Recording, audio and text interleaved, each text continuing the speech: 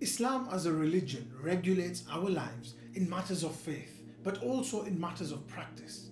Practice is not only limited to acts of obedience and worship, rather it extends to a range of ideas such as social life, business and trade, entertainment and much more.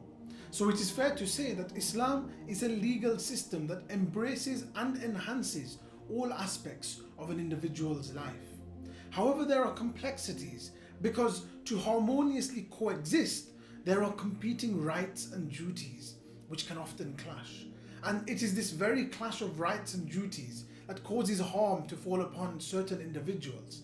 Any system, such as Islam, that claims to regulate a way of life must contain within itself mechanisms for the removal of harm in a manner that ensures that rights are restored, obligations are fulfilled, victims receive support, and aggressors are taken to task.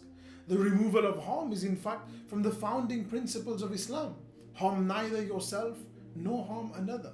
It goes without saying that the actions and behavior of individuals during a pandemic will have a causal effect of benefit or harm to ourselves and others around us. So what specific guidance does Islam provide to regulate the humans and ensure their preservation during pandemics? And how does Islam coherently prioritize this guidance in order of importance?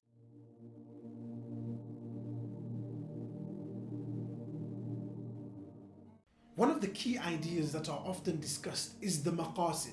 The maqasid are a series of criteria that are taken into consideration when determining certain branches of the faith. Generally speaking, they can be boiled down into the following five: the preservation of life, the preservation of religion, the preservation of property, the preservation of intellect, and the preservation of progeny. Now, clashes between these five criteria are quite easy to imagine. Take, for example, the death penalty.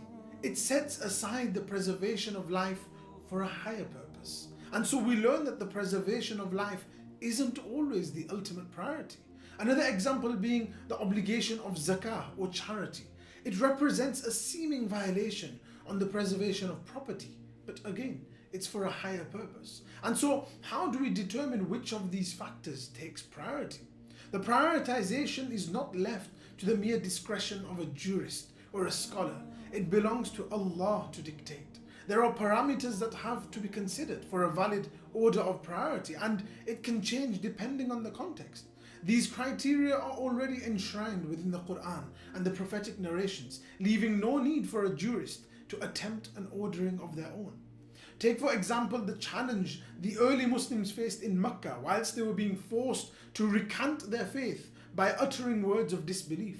It was a case where the preservation of life was pitted against the preservation of faith, the preservation of religion.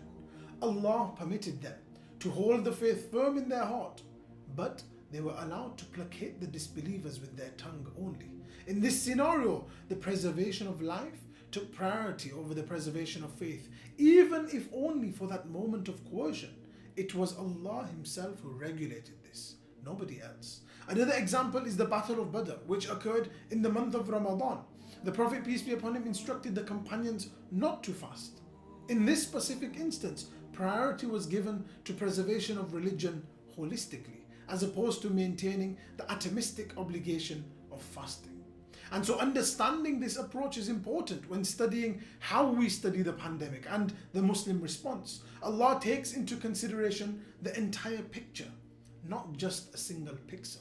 We will look at specific examples that relate to a pandemic and how we should regulate ourselves. But for now, a Muslim is an individual who is willing to temporarily sacrifice some of their personal freedoms, not out of a lack of faith and irreligiousness, but due to their conviction that the need for certain measures stem from a true Islamic understanding.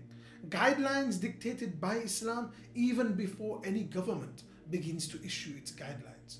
A Muslim appreciates that indifference in behavior may cause harm, not only to themselves, but possibly even those around them. And no doubt, our Prophet, peace be upon him, taught us, harm neither yourself nor harm another.